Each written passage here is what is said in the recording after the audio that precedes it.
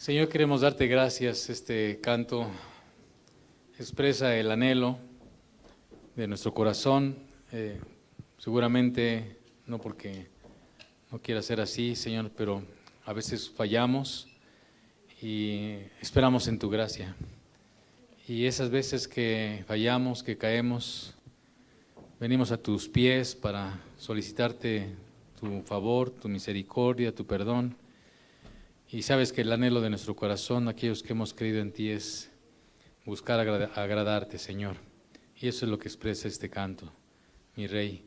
Pero así, sí, a veces sí tropezamos, pero nuestro anhelo es guardarnos para ti, ser fieles para ti.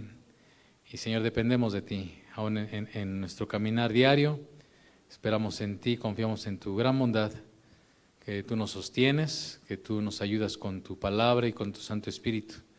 Por eso hoy, al meditar en ella, en tu palabra santa, te rogamos que tu Espíritu precioso nos guíe a toda verdad y a toda justicia, nos ayude a poder poner nuestra mente en ti, nuestro corazón en ti, nuestros sentimientos en ti, nuestro actuar en ti, en tu palabra, Señor, fortalecidos y guiados por tu santo y precioso Espíritu. Bendice a los que oímos tu palabra y a los que la compartimos, que podamos recibirla con un corazón deseoso de poner por obra tu palabra en el poder de tu Espíritu, y a los que compartimos, danos la sabiduría y la gracia para no decir torpezas y poder hablar lo que conviene a los santos, en el nombre precioso de Jesús. Vamos a continuar con nuestra meditación. Hoy vamos a retomar el libro de los Hechos en el capítulo 15, y en algunas Biblias usted va a encontrar este capítulo con el título del Concilio de Jerusalén. Propiamente no es un concilio, pero bueno, vamos a dejarlo así. Acuérdese que los títulos en la Biblia no están inspirados, ¿verdad? Solamente son referencias. Y este episodio, como le decía, que en algunas Biblias se le llama el Concilio de Jerusalén, va a relatar uno de los conflictos que tuvo que enfrentar la iglesia primitiva. Hubo varios conflictos a los que tuvo que hacer frente la iglesia primitiva, y en particular este nos va a enseñar a nosotros el modo en que Dios guió a los líderes que Él levantó en ese tiempo, ahí en Jerusalén y en Antioquía. Estos líderes autorizados de la iglesia tuvieron un proceso de debatir y deliberar para tomar una decisión crucial que al final contribuyó a que el Evangelio siguiera avanzando. Hay capítulos en la Biblia que son determinantes, hablando en particular del libro de los Hechos. Por ejemplo, el capítulo 2 es un capítulo muy importante que habla, por ejemplo, de cuando se derramó el Espíritu Santo sobre esos 120 que estaban orando ahí en Jerusalén. Después hay otro capítulo muy importante, que es, por ejemplo, cuando Esteban, ahí por el capítulo 7, 8, Esteban fue apedreado y murió a mano de unos hombres que se oponían al Evangelio, y ahí, a partir de ahí comenzó una gran persecución que permitió que el Evangelio empezara a difundirse en cumplimiento a lo que el Señor les había dicho a sus discípulos, que el Evangelio debía ser predicado en Jerusalén, en Judea, en Samaria y hasta el último de la tierra. Y ahí comenzó la difusión del Evangelio en lugares como Samaria y otros lugares como Fenicia y otros lugares. Y después tenemos el capítulo, por ejemplo, la conversión de Saulo, capítulo 8, si no mal recuerdo, ¿no? También tenemos el capítulo, por ejemplo, el capítulo 10, cuando Pedro, guiado por el Espíritu Santo, va y le comparte a Cornelio, que era un gentil, y ahí Pedro estaba dando cumplimiento a esa palabra que el Señor le había dicho, que él tenía las llaves del reino, ¿eh? Entonces Pedro ahí le lleva el Evangelio a Cornelio, que era un no judío, para que nos entendamos, y este Cornelio ahí recibió juntamente con su casa la llenura del Espíritu Santo, la presencia de Dios se manifestó y hubo gran salvación ahí, y digamos marcó un parteaguas. Pero el capítulo 15 también es un capítulo muy importante que sigue teniendo repercusiones, esas decisiones hasta nuestros días. ¿Qué hubiera pasado? No lo sabemos, pero el Evangelio, a partir de esta crucial decisión que tomaron los apóstoles y los ancianos en Jerusalén, pues marcó una gran diferencia. Y en este capítulo se van a plantear para nosotros los creyentes hoy día ¿Cómo afrontar situaciones de falsas enseñanzas? El título de nuestra meditación es Enfrentando las falsas doctrinas. Nosotros tenemos que estar apercibidos de ellas. Recuerde que la iglesia ha recibido, de alguna manera, ha tenido conflictos. A veces vienen conflictos que son de afuera y a veces hay conflictos que vienen de adentro.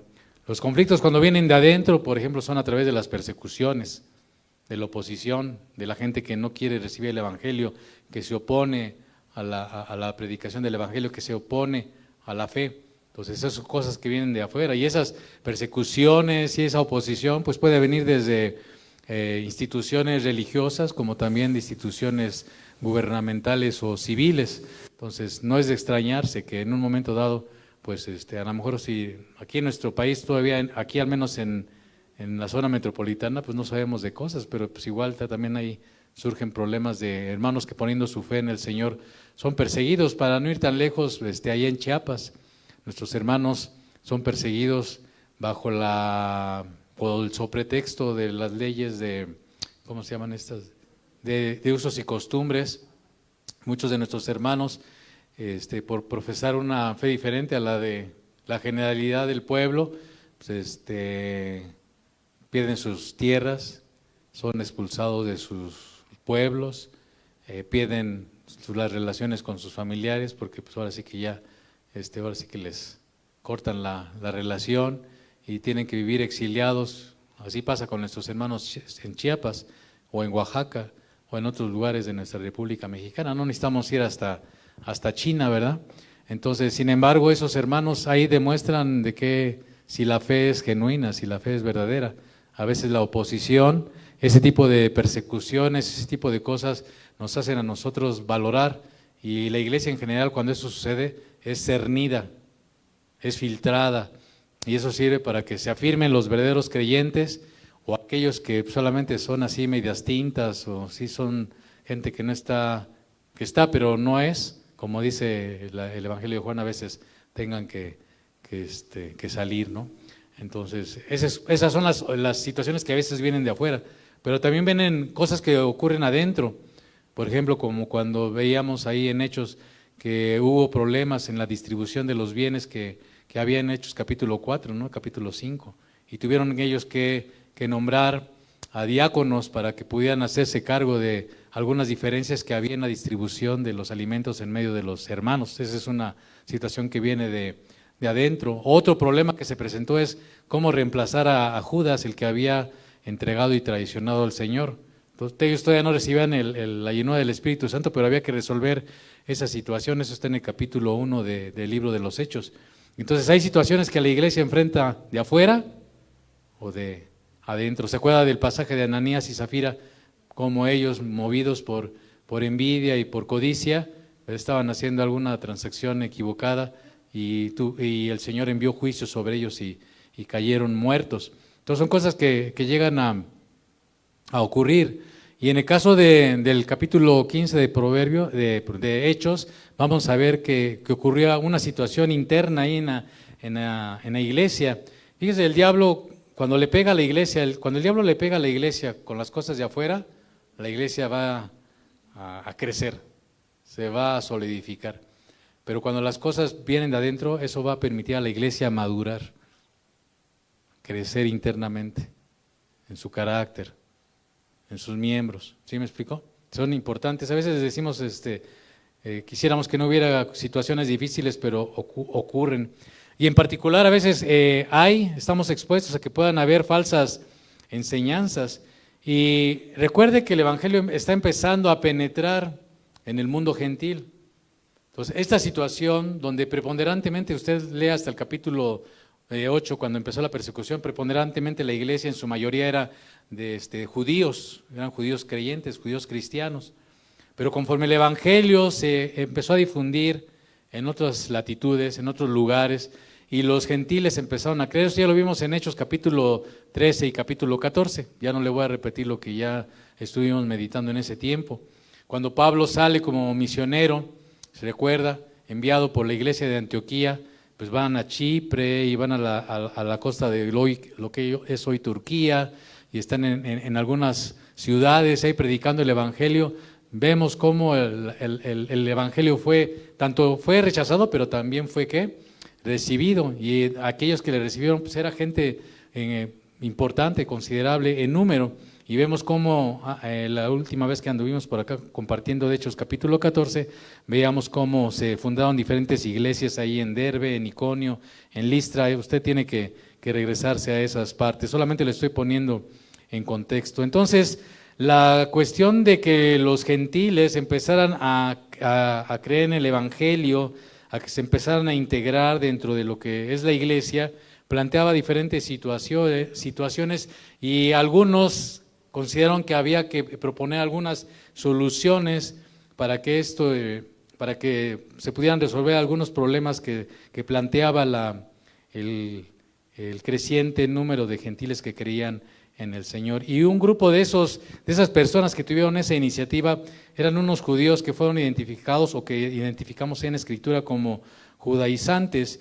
Y es muy probable que estos hombres judaizantes fueran de la secta de los fariseos que se habían convertido a la fe del Señor Jesús. Acuérdese que Pablo era un fariseo. En ese tiempo había varios grupos religiosos dentro del judaísmo. Estaban los saduceos, estaban los fariseos, estaban los celotes, y ahorita se me olvidó el nombre de otro grupo que había. Había básicamente 4 grupos religiosos y cada uno tenía un enfoque al respecto, ¿verdad? Entonces, estos hombres fariseos que se habían convertido a la fe, pues quisieron plantear una solución a esto que se presentaba desde varios enfoques.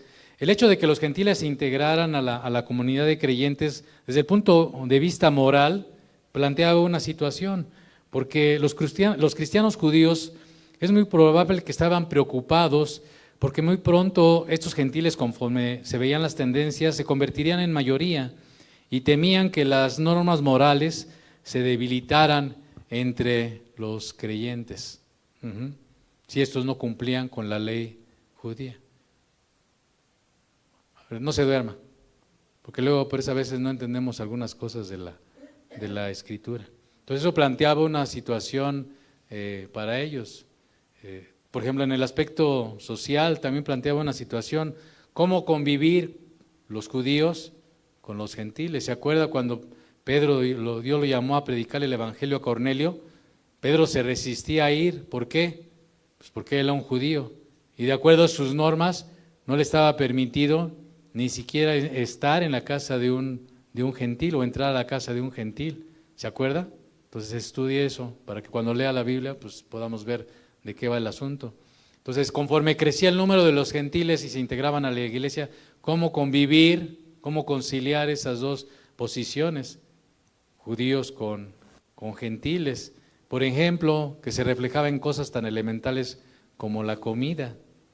Mientras la nación judía, y tenemos que tener cuidado con esto que le estoy predicando, no estoy predicándole contra los judíos, como vamos a ver, porque ahora con esto de las redes sociales hay que hilar fino y luego caminamos sobre piso de cristal, ¿no? Entonces hay que tener cuidado. Estamos hablando de que tengamos alguna posición contra el pueblo judío. Pero una realidad en ese tiempo, como también en ese tiempo, que ellos vivían de acuerdo en cuanto a la comida, de acuerdo a un determinado código y reglamentación de alimentación. ¿Sí me estoy explicando? En cambio, pues los gentiles, pues a las carnitas y ¿no? Casi como los chinos, si algo vuela, si algo se arrastra, si algo tiene pies, no lo comemos, ¿no? Entonces, ¿cómo conciliar ese tipo de situaciones? Eso es desde el punto de vista incluso social, cómo convivir con ellos. Desde el punto de vista cultural también había situaciones al respecto. Ya le he dicho en otras ocasiones que a veces no lo tomamos en cuenta, nada más a veces leemos gentiles, pero hay todo un trasfondo detrás de ellos mismos, ¿no? Y un peligro que había latente era el sincretismo que pudiera presentarse en el cristianismo. ¿Qué es el sincretismo? El sincretismo se refiere a la fusión, a la unión, a la unificación, a la amalgama o síntesis de elementos culturales, doctrinas o sistemas filosóficos diferentes para hacerlo uno solo. ¿Sí me estoy explicando? Entonces, podía ocurrir ese peligro. ¿Se acuerda cuando vimos que Pablo y Bernabé estaban predicando en una ciudad, ya no me acuerdo si Listra o Iconio, y los confundieron a ellos con Zeus y con Hermes, ¿no? O con Zeus y Mercurio, con los dioses paganos que ellos tenían y quisieron hacerles un culto ahí, ¿no? Y hacerles sacrificios. Eso está en Hechos capítulo 14. ¿Sí me va siguiendo? Entonces había una conceptualización en ellos muy diferente y eso podía en un momento dado ser un peligro por el hecho de que los gentiles pues desconocían el trasfondo judío. Ellos desconocían de la fe en el Mesías. Para los judíos, si les decía la palabra Mesías, ellos entendían de qué se estaba refiriendo. Pero en ese tiempo, como a lo mejor aún en este tiempo, si le dice a alguien el Mesías, ¿no? A lo mejor aquí en nuestro contexto, si decimos Cristo, sí se entiende, ¿verdad? Y la gente cuando dices Cristo, pues al menos tienen la imagen ahí, algo en su cabecita, ¿no? Pero si a lo mejor le dice Mesías, pues a lo mejor no van a saber ni qué es eso, pero es lo mismo, ¿no? Con términos diferentes. Pero imagínense en ese tiempo, donde los gentiles eran preponderantemente paganos, pues significados como ese, otros términos como el reino de Dios, imagínense que le dijeran el reino de Dios, para los gentiles, ¿qué significaba el reino de Dios? Y aún para los creyentes, como usted y yo comprenderemos, no sabemos qué es el reino de Dios. Reino de los cielos, ¿qué es eso del reino de los cielos? O sea, vamos a irnos con los extraterrestres, ¿qué es eso? Vida eterna, ¿qué es eso de la vida eterna? Uno se muere y ya, ¿qué es eso de la vida eterna? Para ellos, para los gentiles, muchos de esos términos carecían de significado y había un peligro de que no se comprendieran bien y que diera lugar al sincretismo. De hecho, el sincretismo se dio muy fuerte cuando Constantino, primero él a través de un edicto permitió que ya la religión cristiana no fuera perseguida. Más adelante con los años se promulgó otro edicto en la que ya la religión cristiana fue una religión oficial del Imperio Romano y eso dio lugar a un sincretismo pavoroso que sigue repercutiendo hasta nuestros días. ¿Qué íbamos a hacer con los templos de Zeus? ¿Qué vamos a hacer con los templos de Afrodita? ¿Qué vamos a hacer con los templos de Apolo?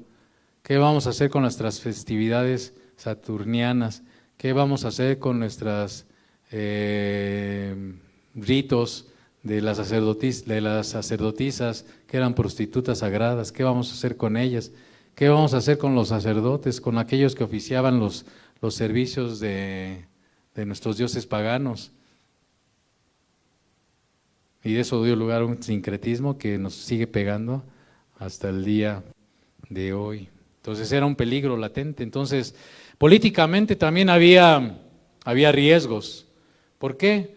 Porque, por ejemplo, uno de los grupos que le acabo de mencionar, los celotes con Z, no con C, celotes con Z, era un movimiento político nacionalista que adoraba al Dios judío tradicional. Ellos creían como los fariseos y como los saduceos, pero ellos estaban más enfocados desde el punto de vista político nacional y ellos consideraban a los romanos como enemigos.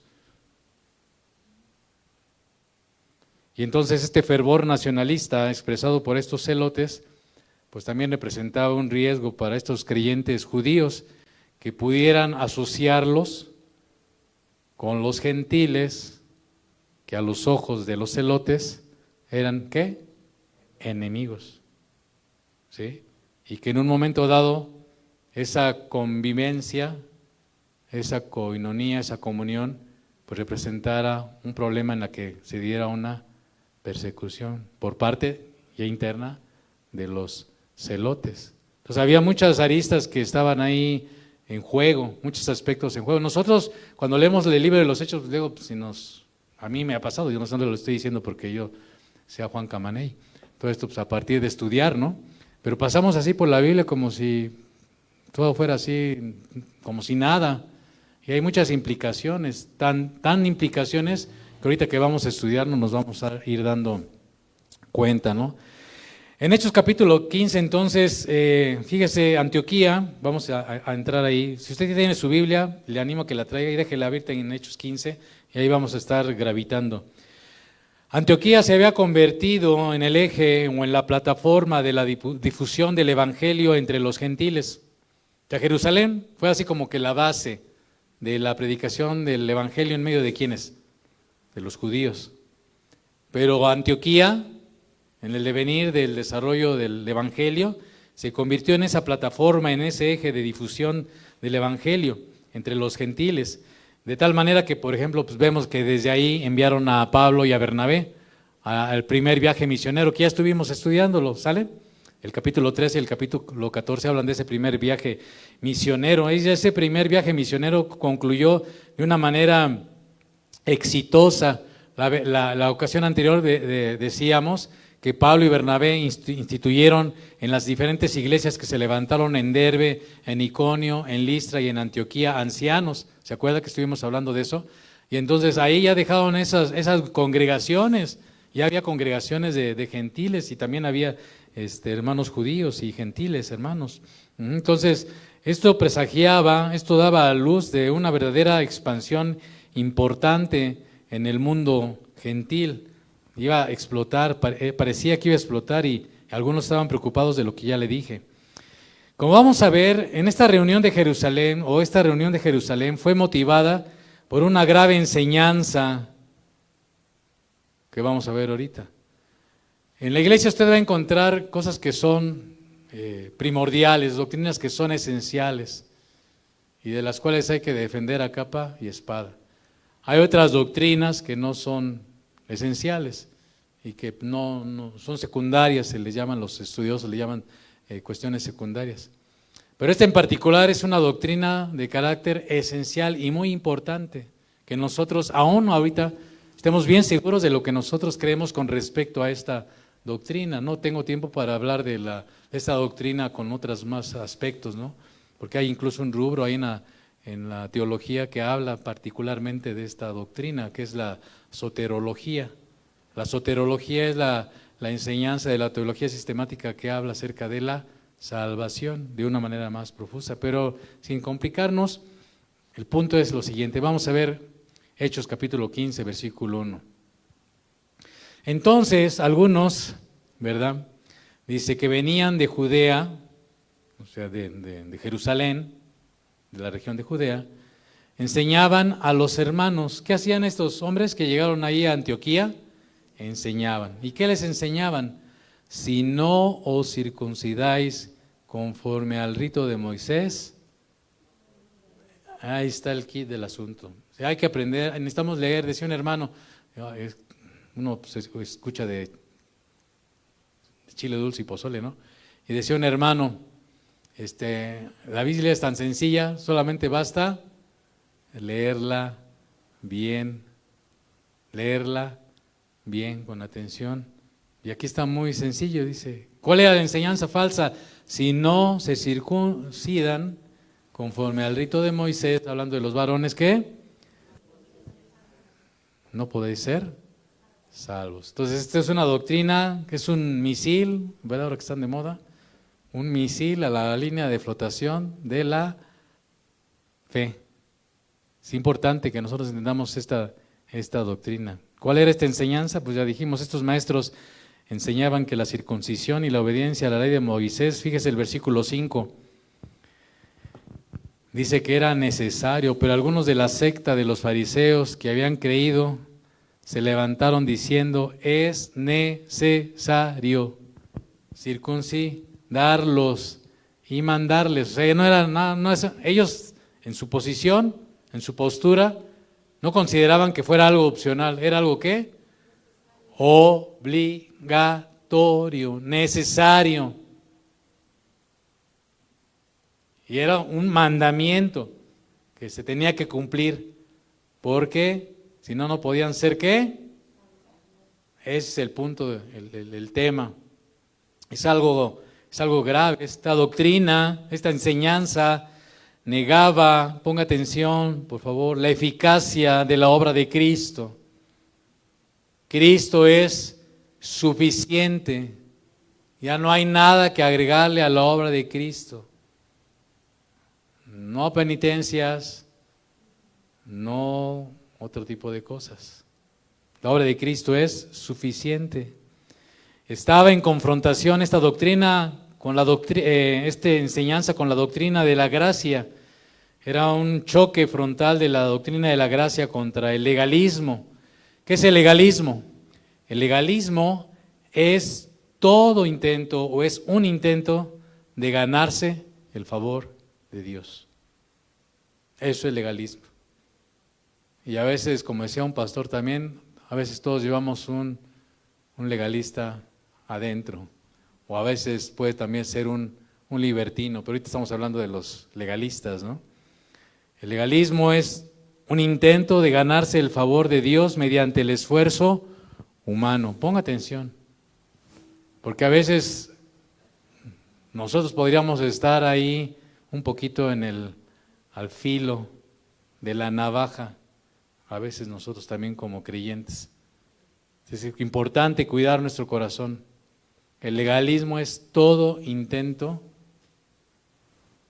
de ganarse, repito, ponga atención, el legalismo es todo intento de ganarse el favor de Dios mediante el esfuerzo humano. Nadie puede ganarse el favor de Dios mediante sus intentos. Aún el caminar en la fe, dependemos de la gracia de Dios. Dependemos de la gracia de Dios. Era uno de los postulados de la Reforma, por la cual murieron tantos y tantos hermanos. Solo la fe, solo la gracia, solo la palabra, solo Cristo, solo Dios. Bueno, la carta a los Gálatas, si usted quiere ahí, después estúdiala, léala con calma. En la carta a los Gálatas se trata con profundidad esta situación. En esta carta Pablo escribe cuando él tuvo una confrontación. Pablo tuvo que confrontar al mismo Pedro con respecto al legalismo. Lo tuvo que parar en seco. Y en el capítulo 2, versículo 16 dice al respecto Pablo, hablando de esa confrontación que tuvo con Pedro. No voy a detenerme en ella porque no nos da tiempo. Pero dice en Gálatas 2:16, Pablo hablándole a Pedro, sabiendo que el hombre no es justificado por las obras de ¿qué? El hombre no puede ser hallado justo por las obras de la ley, sino por la fe de ¿quién? De Jesucristo. Nosotros también hemos creído en Jesucristo para ser justificados por la fe de ¿quién?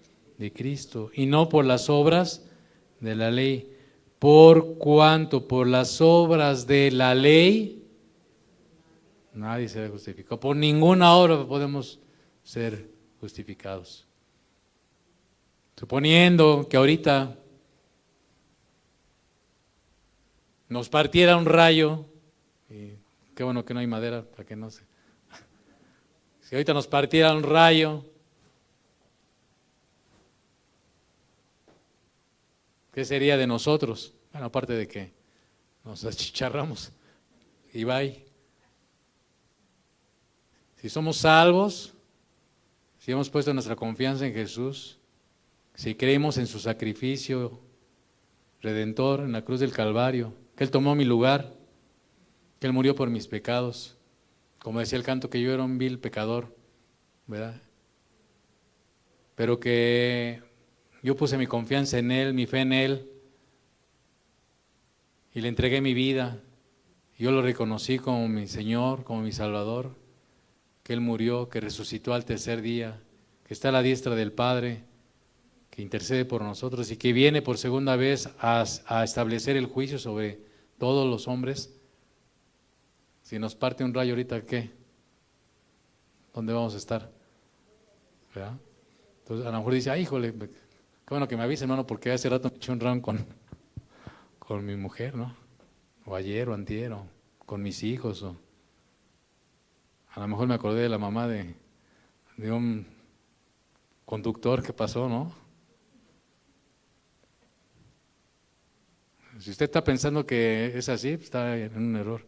Para esto no estoy diciendo que entonces hagamos males, como dice Pablo, para que vengan bienes. Dios, Jesús, dice Pablo en Romanos, no es ministro ¿de qué? De pecado. Ya después nos echaremos otros rounds hablando de Romanos y hablando de Gálatas, para que veamos las cosas más de una manera más completa. Pero siempre es por la obra de Jesús que estamos en pie, amén. Entonces, porque pues, el día que falle, ¿qué va a hacer? ¿A quién va a acudir cuando falle? Decía el canto, y digo, es buena, la intención del canto es buena. Se manifiesta una buena intención, nunca fallaré, pero digo, en buena onda, eso es una mentira. Perdón por... digo, sí, o sea, hay que entender el canto, para que sepamos cómo lo estamos cantando. Es un buen anhelo. Pero eso de nunca fallaré, pues vámonos de aquí. ¿Sí me explico? Porque vamos a fallar. ¿Queremos fallar? No queremos fallar. ¿Fallamos? ¿Y qué hacemos? Señor, a tus pies vengo, porque tú eres bueno, por tu misericordia, límpiame, lléname de tu espíritu, guíame, sígueme. ¿Sí me estoy explicando? Eso es. No somos cínicos ni desvergonzados, que el Señor nos ayude, ¿verdad? Efesios 2, 8 a 9, porque por gracia, dice, porque por gracia sois salvos por medio de la fe, y esto no de vosotros, pues es don de ¿qué? O sea, la salvación es un don de ¿quién? De Dios, ¿verdad? No por obras para que nadie se gloríe. O sea, delante de Dios, calle delante de Dios toda la tierra, ¿no? Calle delante del Santo de Israel toda la tierra. Porque pues nuestras obras no podemos, ¿verdad? Solamente el Señor, ¿verdad? A través de su Espíritu Santo nos transforma y nos lleva a caminar y a actuar y a hacer, ¿verdad? Todo para la gloria de su nombre, pero es aún en eso el Señor nos guía, nos impulsa, nos ayuda, etcétera, etcétera. Siempre es Dios con nosotros, amén, o Dios en nosotros. Así es que Pablo y Bernabé se opusieron a esta enseñanza que contradecía la verdad del Evangelio. Y dice el versículo 2, que como Pablo y Bernabé tuviesen una discusión y una contienda no pequeña con ellos, se dispuso que subiesen Pablo y Bernabé a Jerusalén y algunos otros de ellos a los apóstoles y a los ancianos para tratar esta cuestión. Entonces la iglesia en Antioquía dijo, a ver, el agarrón estuvo, cuando dice tuvieron una discusión, ¿qué? Es otra manera, en sentido figurado, de decir que estuvo de qué. Cuando dice, tuvimos una discusión no pequeña. O sea, que usted ya sabe cómo cuando le pregunten, oye, ¿cómo está te agarraste del chongo con tu esposa? No, tuvimos una discusión no pequeña. Así que, pues, si le dicen no pequeña, es que fue una situación muy ¿qué? Muy tremenda, muy fuerte, ¿verdad? Entonces eso dio lugar a que ahí en Antioquía, pues dijeran, Pablo y Bernabé, ¿saben qué? Tenemos que resolver esto, hay que ir a Jerusalén con los apóstoles, como dice la Escritura. La iglesia se edifica sobre el fundamento ¿de qué? De los apóstoles y profetas, dice Efesios capítulo 4. Ahora nosotros, esa doctrina, esa enseñanza, esa edificación de los profetas y apóstoles está, ¿en dónde? Aquí, en la Escritura. Por eso toda enseñanza, toda doctrina tenemos que filtrarla ¿por dónde? Por medio de la palabra. Ayer les hablaba a mis hermanos de la revelación ya está completa, no hay nuevas revelaciones. Si alguien le dice, traigo una nueva revelación, saque las antenas, saque todo lo que tenga y ponga atención, póngase así, despierte ahorita como está despiertito. Cuando le digan, traigo una nueva revelación, tengo una nueva revelación, a ver, pues empiezo a escuchar y si eso está aquí, pues a lo mejor será una nueva revelación para ti, porque pues, ya te cayó el 20, ¿no? Como decimos acá en México, pero acá está todo. No hay nada nuevo, aquí está. ¿Me explico? Y aquí es de donde debemos salir nuestros dichos, nuestros hechos, nuestras actitudes de aquí. Deben ser regidas por lo que dice la palabra del Señor. Entonces, bueno, pues hubo esta discusión y tuvieron que ir. Falsas doctrinas, falsos maestros, falsos profetas son algo a lo cual la iglesia de Cristo se ha enfrentado a lo largo de la historia. No es algo nuevo, amado. Le repito, falsas doctrinas, falsos maestros, falsos profetas son algo a lo cual la iglesia del Señor siempre ha estado haciendo frente. Aún en nuestros días, enseñanzas como el Evangelio de la Prosperidad. El Evangelio de la Prosperidad es, si usted da, Dios le da. Si usted invierte en el reino, usted está haciendo tesoros en los cielos. Y esa es una verdad, pero está manipulada para que usted esté soltando la lana. Claro, el reino de los cielos se edifica con dinero, porque si no, ¿cómo? Pero ahí hay una manipulación de la que por causa del tiempo no nos podemos detener.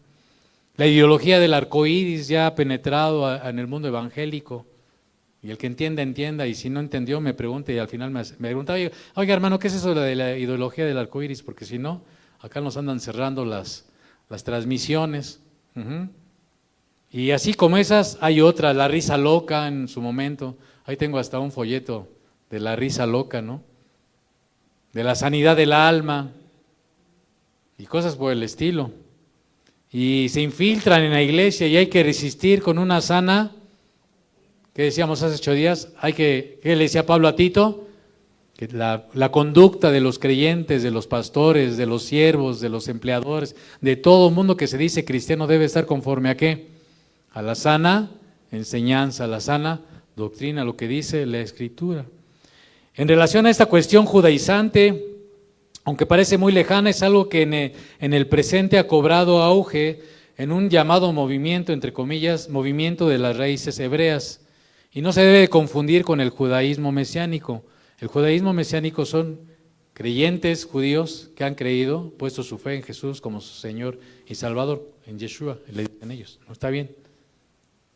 Pero hay algunos movimientos que no están naciendo dentro del judaísmo, sino que incluso están naciendo de entre los gentiles, como usted y yo. Nosotros somos gentiles desde el punto de vista de lo que la Escritura identifica como judíos. ¿Sí me explico?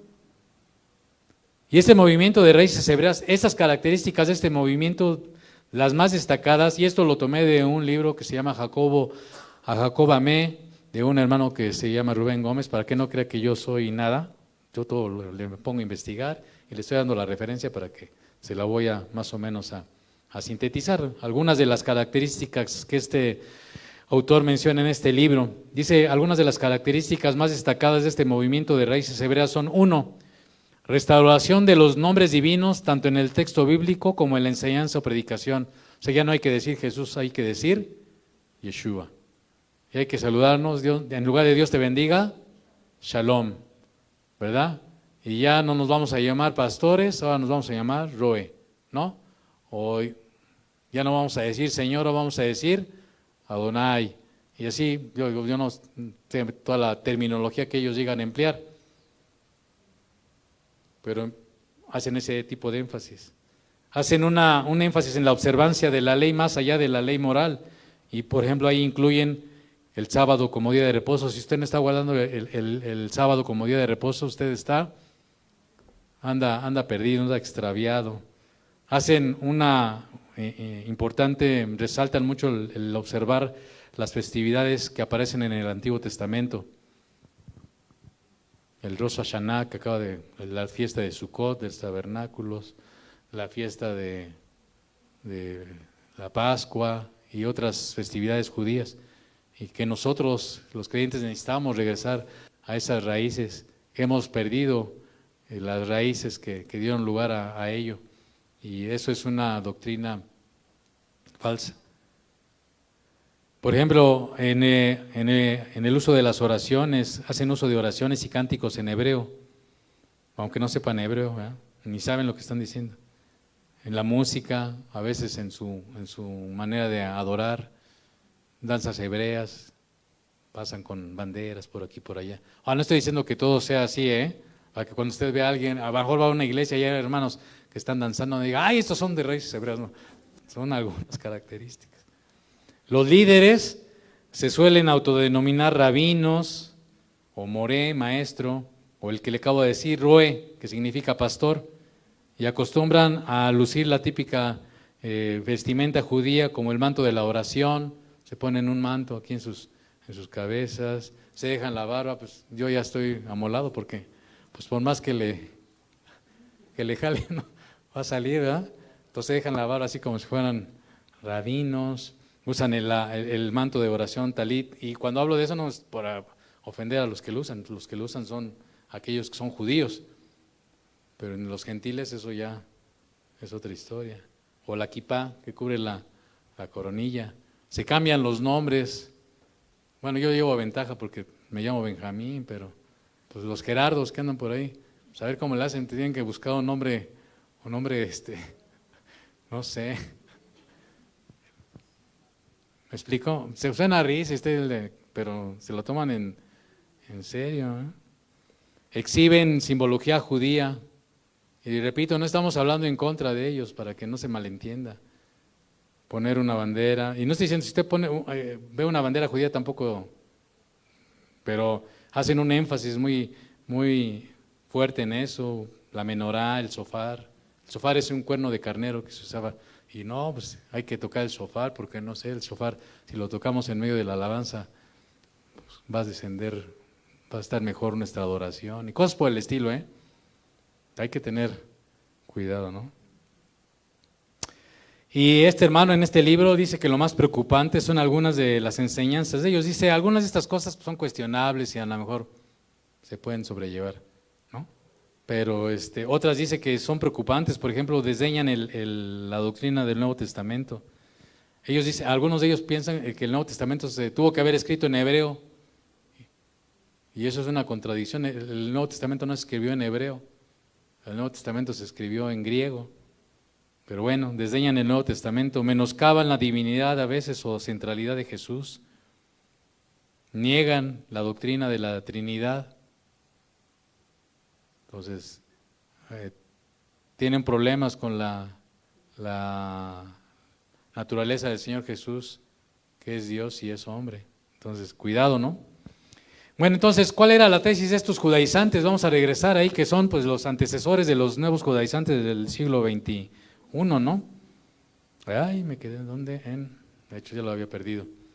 Entonces, algunos, versículo 5, ahí retomamos, ¿verdad? Llegaron a Jerusalén, versículo 4, fueron recibidos, y algunos de la secta de los fariseos, ya lo habíamos leído, se levantaron diciendo, es necesario circuncidarlos y mandarles, o sea, subraye, es necesario, decían ellos, hay que circuncidar a los varones y mandarles que guarden la ley de Moisés, ¿ok? Entonces era su argumento. Pero aún desde el Antiguo Testamento se pone de manifiesto que para la salvación la circuncisión no era el requisito.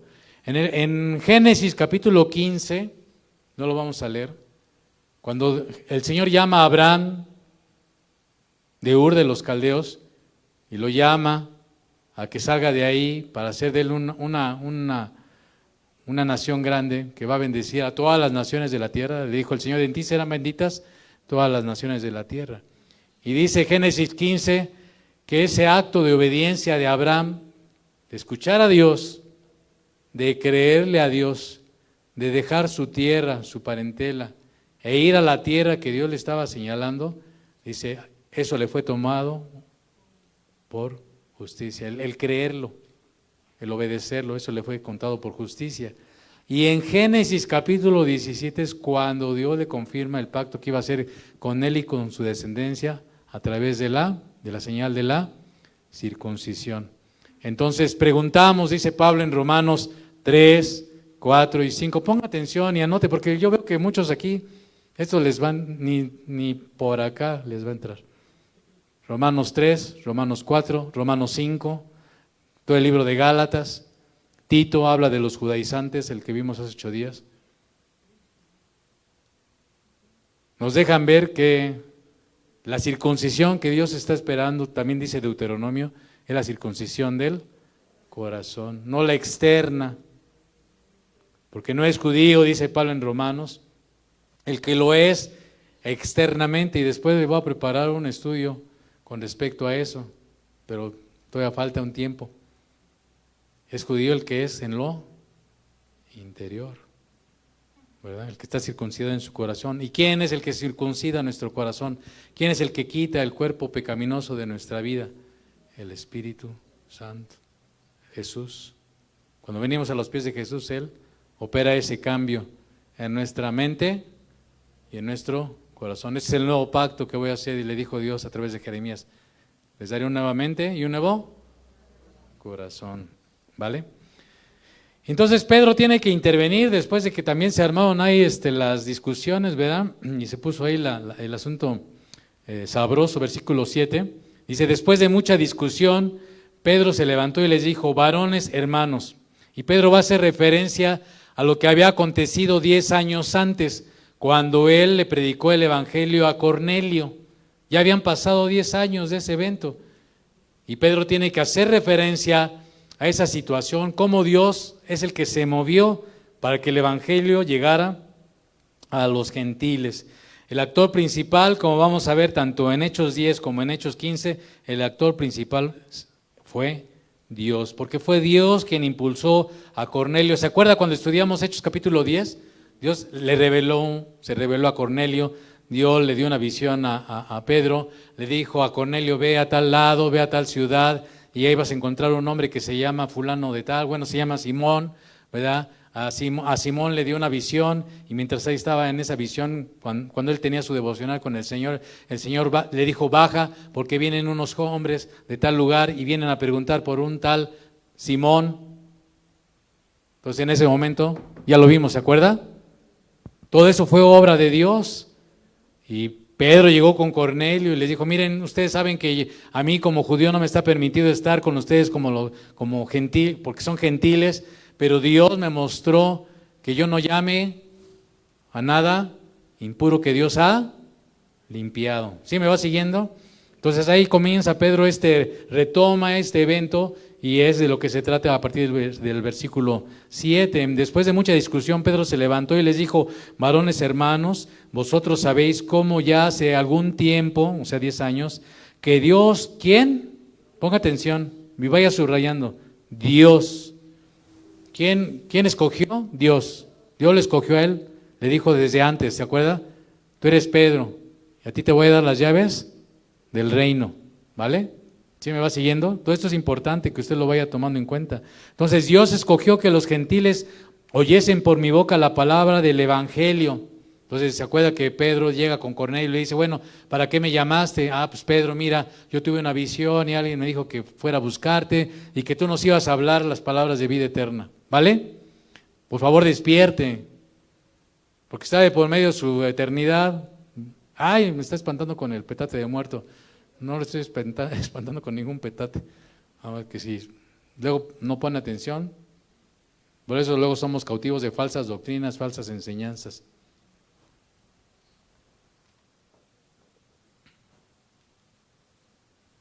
Por eso te mandamos a traer, le dijo Cornelio a Pedro, ¿no? Ah, bueno, pues entonces, y empezó a hablar el evangelio. ¿Y qué dice Pedro? Entonces creyeron, ¿verdad? Que por mi boca recibieron el evangelio y creyesen. Esa fue la situación. Y ahora, versículo 8, subraye. ¿Y quién? Dios, que conoce los corazones. Él conoce tu corazón y mi corazón aquí, ahorita y siempre. Y él conocía los corazones de esos hombres que estaban escuchando la palabra del Señor y supo que habían creído en el evangelio.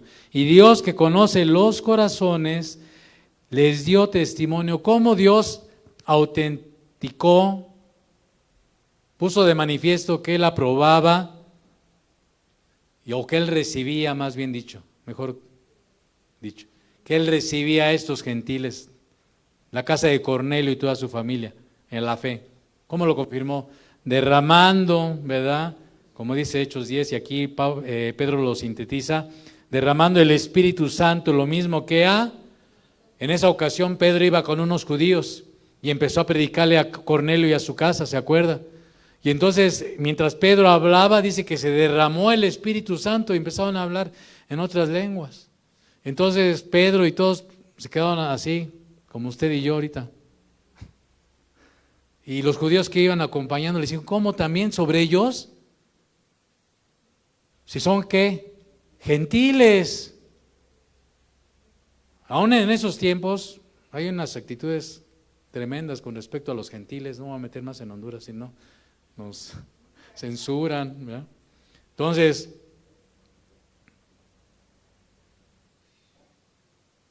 eso es lo que está relatando Pedro aquí, ¿se da cuenta? Y Dios, que conoce los corazones, les dio testimonio dándoles el Espíritu Santo, lo mismo que a nosotros, o sea, a los judíos y a los gentiles, Dios derramó su Espíritu, confirmando que eran hijos de, que estaban siendo recibidos como hijos de él, ¿verdad? Y ninguna diferencia hizo entre nosotros y ellos. ¿Quién? ¿De quién está hablando aquí Pedro? De Dios, ¿verdad?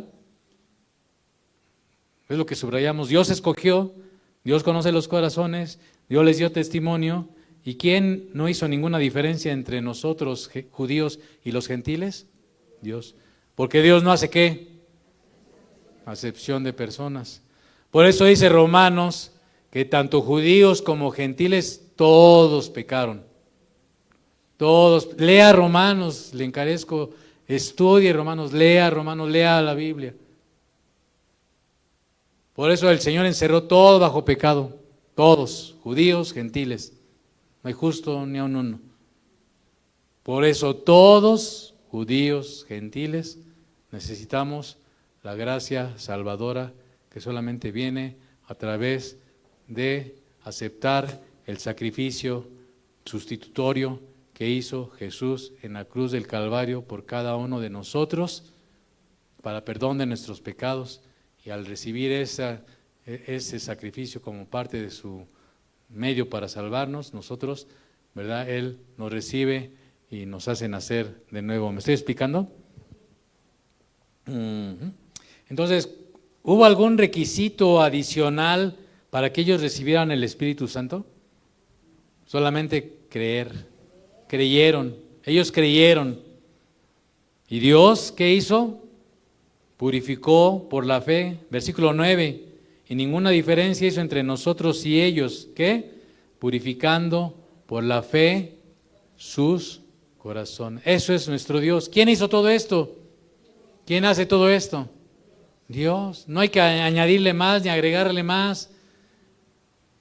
O sea, nuestros corazones no son purificados. O sea, está bien, ahorita escuchamos su palabra y atendemos su palabra y adoramos su nombre. Pero ¿quién purifica nuestros corazones?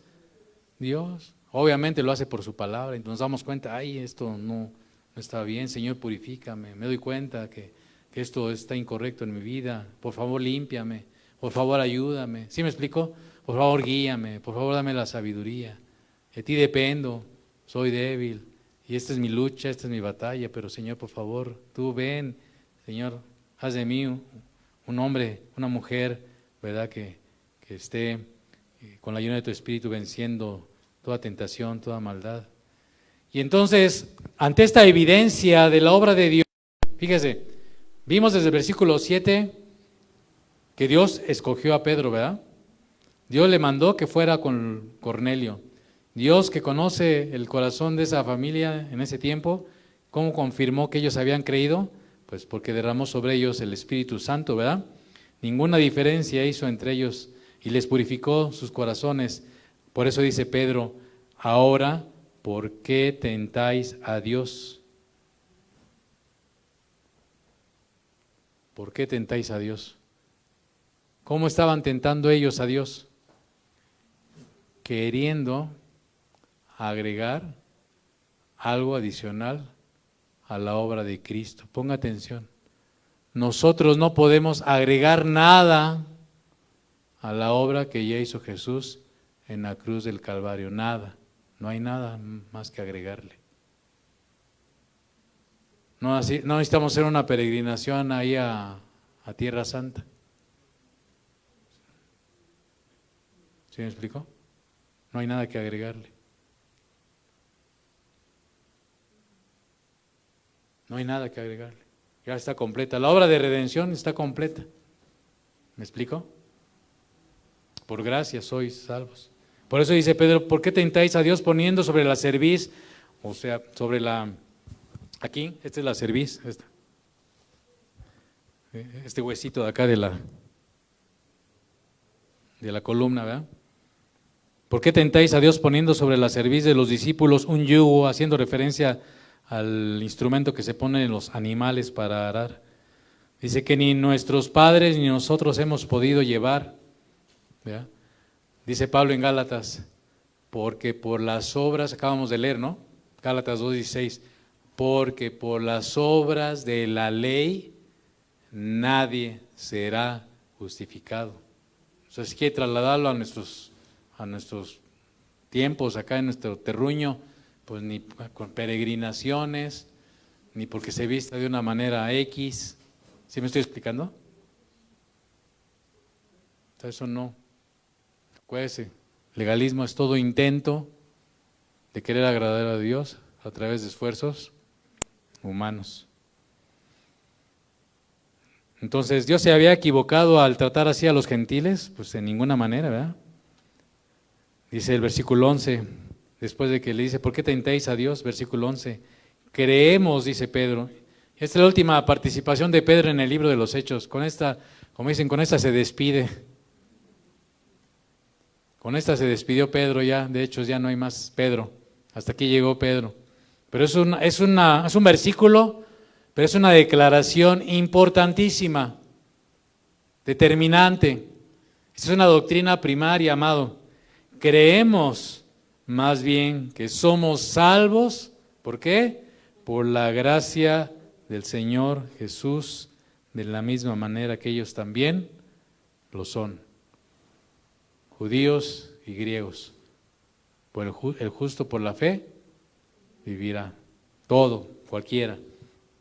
Entonces toda la multitud cayó y oyeron a Bernabé y a Pablo que contaban cuán, y entonces pues ahora le tocó el turno a Pablo y a Bernabé, ¿verdad? Contar todas las, fíjese, grandes señales y maravillas. ¿De quién seguimos hablando? ¿De quién? De Dios. Dios siempre va a ser exaltado. Dios es el centro, amén, de nuestro culto, de nuestra adoración, de nuestra vida, de nuestra meditación, de nuestro ser. Dios, Dios, Dios, Dios. Amén. Cuán grandes señales y maravillas había hecho Dios por medio de ellos entre los gentiles. Ellos solamente habían sido un instrumento y Dios los había utilizado para llevar el evangelio a quienes, a los gentiles, y hacer prodigios y hacer maravillas. Y como vamos a seguir viendo en el libro de los Hechos, usted va a seguir viendo cómo el poder de Dios se manifestó en la vida de Pablo y de otros hombres. Manifestaciones gloriosas del Hijo de Dios a través de la predicación del evangelio. Por eso es tan importante que nosotros prediquemos el evangelio.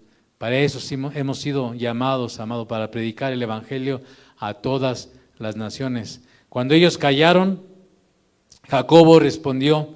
Este Jacobo es el hermano del Señor Jesús, no es el hermano de Juan. Acuérdese que al hermano de Juan ya lo habían matado, lo mató Herodes. ¿Se acuerda que lo mató Herodes?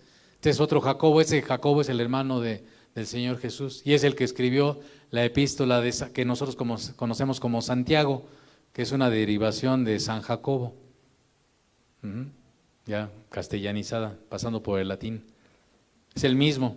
Entonces este hombre nos deja entender la Escritura que había cobrado, ¿verdad?, una importante posición como líder dentro de la iglesia en Jerusalén, y en base a esa preeminencia que tenía, fíjese que ni siquiera fue Pedro, ¿se da cuenta?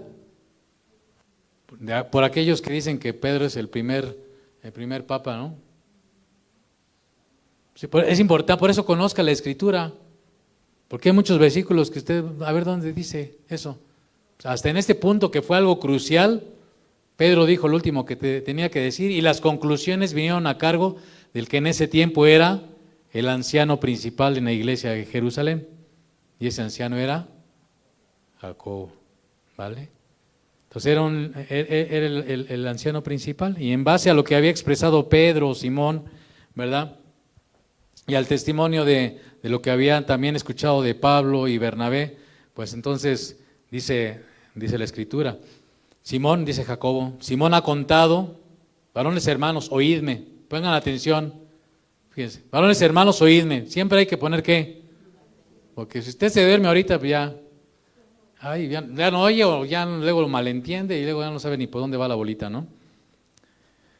Oídme, Simón, o Pedro, que es lo mismo, ha contado cómo Dios visitó por primera vez a los gentiles, lo de Cornelio, amén, para tomar de ellos pueblo para su nombre. Y por eso le digo que vamos a preparar un estudio más adelante para que tengamos tela de dónde cortar, porque A veces tenemos conceptos equivocados respecto, y así nada más lo voy a dejar. Tenemos conceptos equivocados respecto a quién es el pueblo de Dios. Y la Escritura nos enseña claramente quién es el pueblo de Dios. Pero mi pueblo pereció porque no conoce, por ignorancia. Y ese es un trompo que a lo mejor hasta vamos, me decía mi esposa, ¿por qué no haces una sesión off the record? Porque es un tema delicado, que igual estoy pensando, porque hay ideas equivocadas al respecto. Pero ¿qué es lo que vale la pena aquí comentar? Dice, para tomar de ellos pueblo para su nombre. ¿De quién? ¿En medio de quién? Pues de los gentiles, es lo que es el contexto, ¿me va siguiendo? Y con esto concuerdan, dice Jacobo, las palabras de los profetas, como está escrito. Y entonces Jacobo cita el profeta Amós, el capítulo 9, versículos 11 al 12. Usted en su casa léalos, estos versículos están aquí, están ahí desde del versículo 16 al 18, son los mismos que están en Amós 9, del 10, del 11 al 12.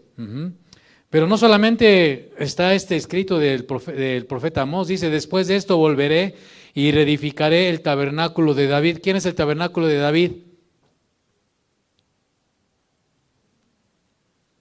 ¿Quién es el tabernáculo de David? La iglesia. ¿Por qué? Por derivación. ¿Quién es el cuerpo de Cristo ahora? La iglesia, ¿verdad? Cuando Jesús estuvo en la tierra, pues no había iglesia. En su ministerio terrenal no había iglesia, ¿se acuerda? Y en él, dice la Escritura, se manifestaba toda la plenitud, o se manifiesta toda la plenitud ¿de qué? De la deidad.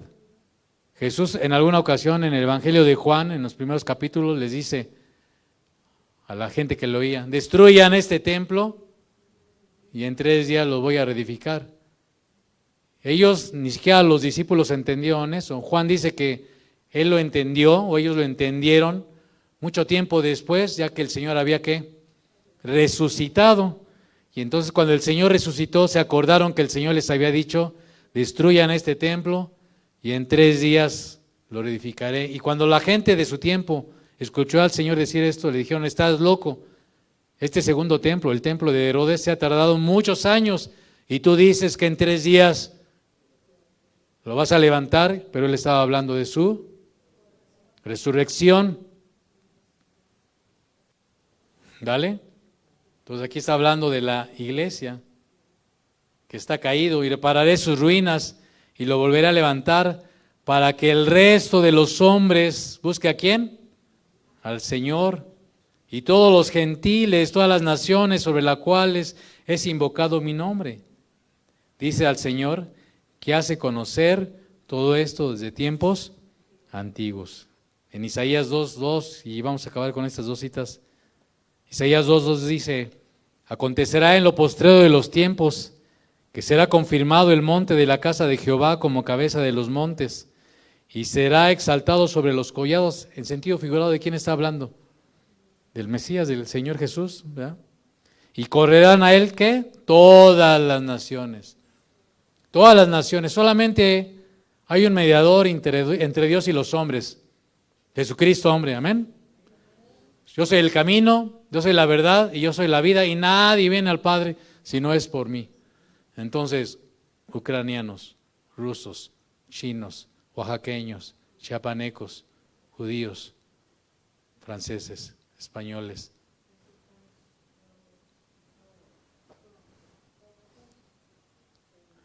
El único camino para llegar al Padre es a través de ¿quién? De Jesús. Miqueas 4:1, acontecerá en los postreros tiempos. ¿Sabe que desde que el Señor fue resucitado estamos en los postreros tiempos?